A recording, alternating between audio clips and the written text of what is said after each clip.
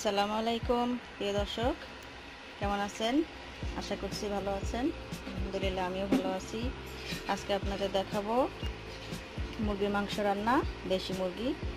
এই দেখতে পাচ্ছেন ছোট ছোট, একদম ছোট বাচ্চা আমার পালা মুরগি। আমি নিজেই পালি, সেই মুরগির একটি জব করেছি, সেটি রান্না করে আজকে আপনাদের দেখাবো। প্রথমে কড়াইতে তেল দিয়ে দিব।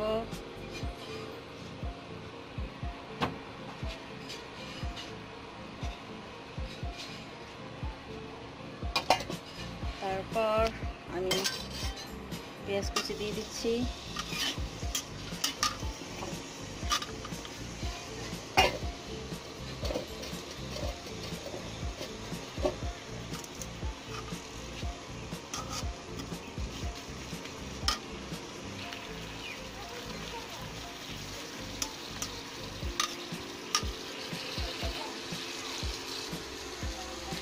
পেঁয়াজ হালকা ভেজে নিব, লাল করা যাবে না, একটু ভেজে। এখন আমি এর মধ্যে পেঁয়াজ বাটা, রসুন বাটা, আদা বাটা ও জিরে বাটা দিয়ে দিলাম।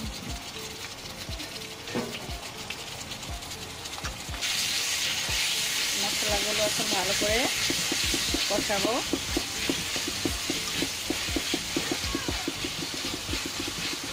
আসলে আমার কড়াইটা খুব নড়াচড়া করে, কারণ হলো দেখতে পাচ্ছেন এটা হলো ইন্ডাকশন।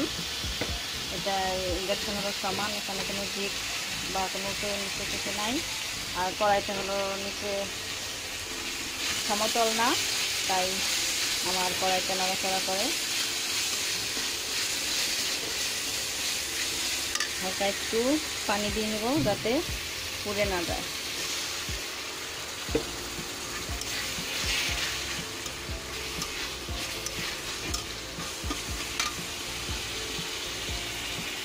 পানি দিই। এখন আমি এর মধ্যে হলুদ গুঁড়া, তারপর মরিচ গুঁড়া দিয়ে দিব।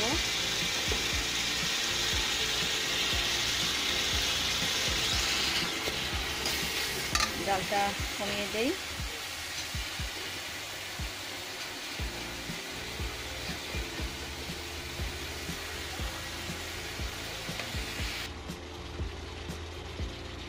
গুঁড়া মরিচ দিয়ে দিলাম। ঝাল বেশি দেবো না, কারণ আমরা ঝাল কম খাই। এটাকে এখন ভালো করে কষিয়ে নেব।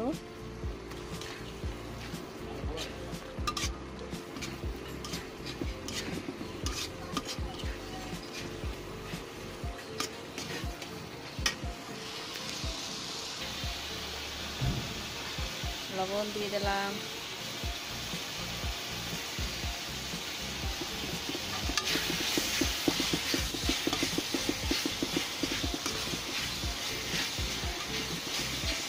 ভালো ভালো করে কষিয়ে নিতে হবে।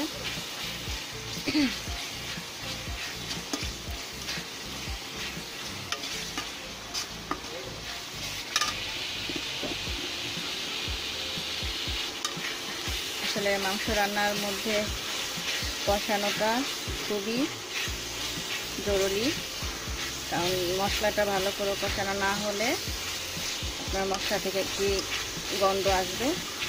যদি ভালো করে কষানো হয় তাহলে ওই গন্ধটা আর আসে না, গন্ধ থাকে না, সুন্দর একটি ঘ্রাণ আসে।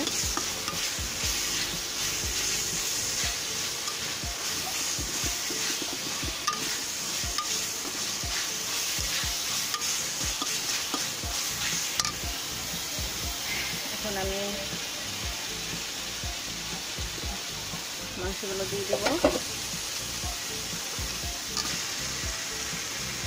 আমি এই মাংসের সাথে কিছু ডাটা নিয়েছি আর একটা আলু নিয়েছি।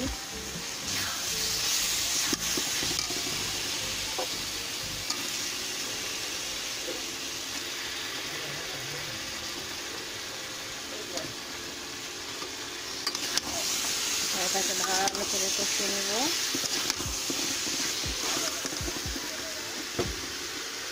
মনে হচ্ছে একটু পানি লাগবে, কারণ নিচে পড়ে যেতে পারে। এটা অল্প একটু পানি দিয়ে দিলাম।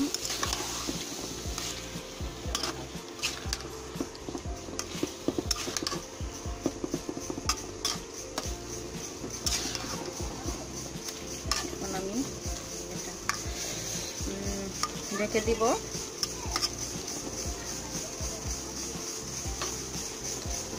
ঢেকে দেই, দেখছি কিছুক্ষণ পর। এবার ঢাকনা খুলে দেখি কি অবস্থা।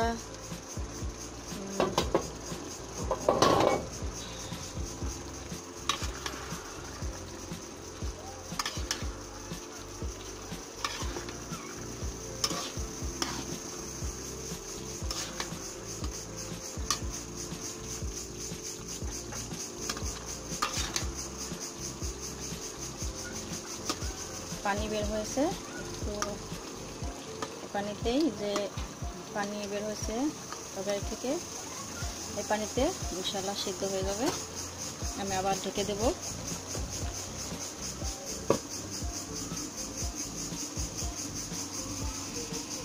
ফিরছি একটু পর।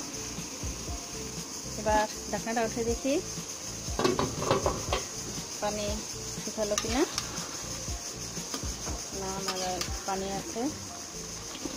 পুরো পানিটা বের হয়ে যখন পানিটা একদম পুরো শুকিয়ে যাবে, তখন আমি আবার একটু পানি দিয়ে তারপরে কিছুক্ষণ ঢেকে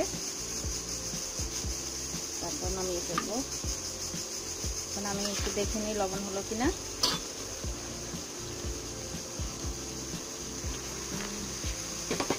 সামান্য একটু লবণ লাগবে।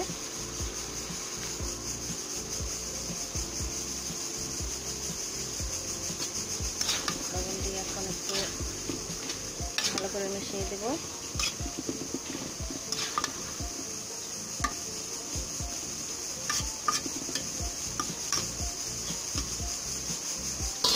আবার কিছুক্ষণ ঢেকে দিব।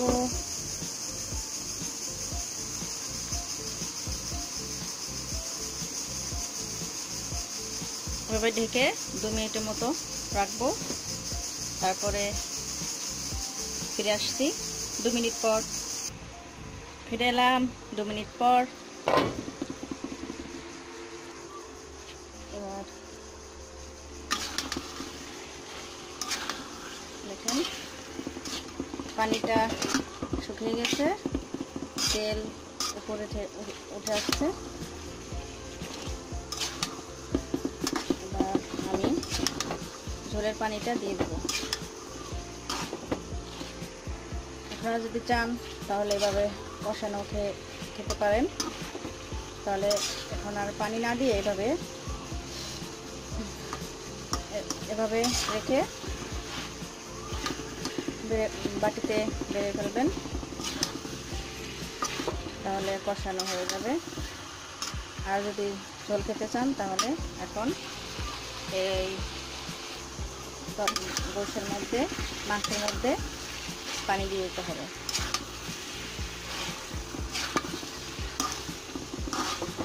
একটু কিছুক্ষণ ভালো করে নেড়ে কষায় এনে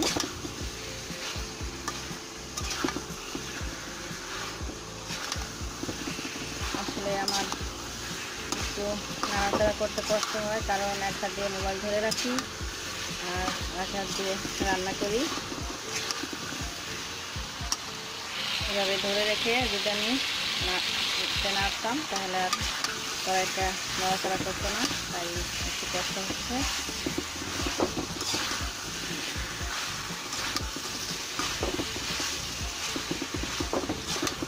আমার সব সিদ্ধ হয়ে গেছে, আলু, তারপর ডাটা এবং মাংস সব সিদ্ধ হয়ে গেছে। এখন আমি পানি দিয়ে দেবো।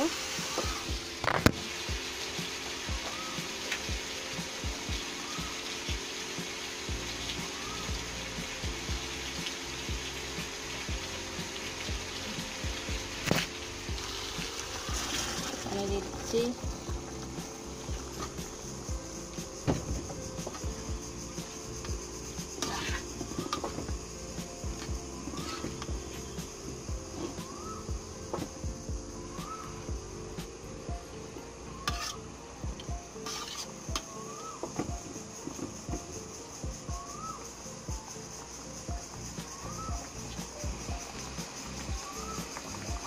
আমার জানালা দিয়ে রোদ আসছে, তাই এখানে এই আলোটা দেখা যাচ্ছে। এটা হলো রোদের আলো।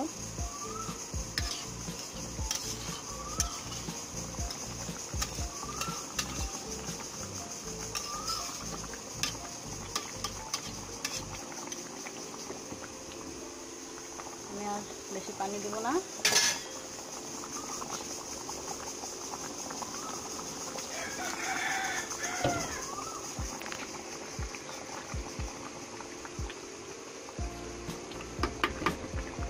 আমি এর মধ্যে দেখতে পাচ্ছেন আমি এখানে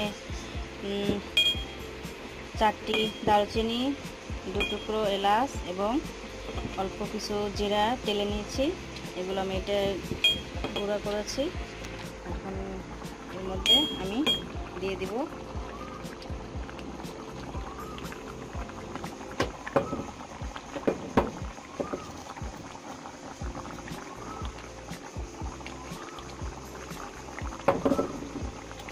দিয়ে দিলাম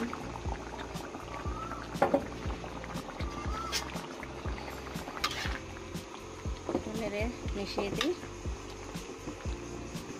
হালকা কিছুক্ষণ এভাবে জ্বালিয়ে রান্না করে তারপর আমি নামিয়ে ফেলবো।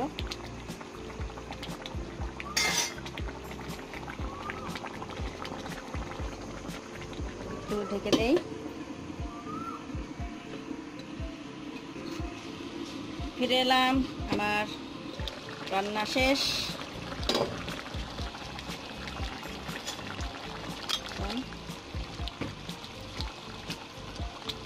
আমার লবণ সব ঠিক আছে, সব সিদ্ধ হয়ে গেছে। এবার আমি বেড়ে ফেলবো।